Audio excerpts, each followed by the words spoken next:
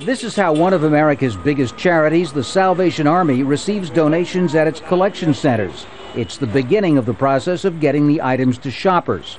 It's donated, it's sorted, and then we send it to the store. If it stays in our store more than 4 weeks, then it comes out of our store and it is processed into our clothing bales, our textile bales. The compressed clothes are loaded into trucks headed to a textile dealer in Texas who sells the clothes on to businesses in Latin America. The charity uses the profit to help pay for its drug rehabilitation programs.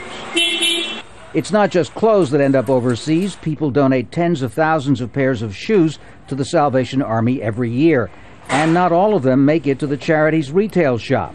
Here's where they sort out donated shoes. These bins for shoes that are good enough for resale to American customers. Over here are bins for shoes that are too worn out to appeal to American consumers, so they eventually go on for shipment abroad.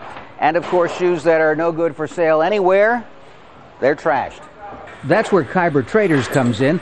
The company buys boxes of second-hand shoes charity shop customers don't want and drives them to a small warehouse.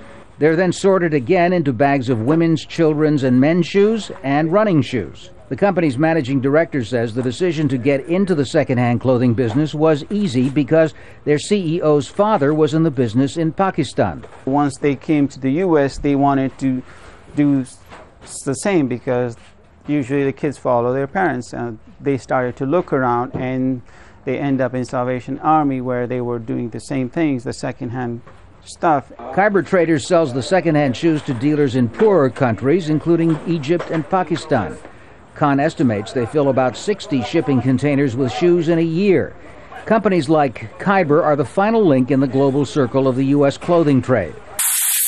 Since more than 95% of ready-to-wear American clothing is now manufactured outside the U.S., most of the items second-hand dealers like Khyber sell abroad will be going back to many of the countries where they were first made.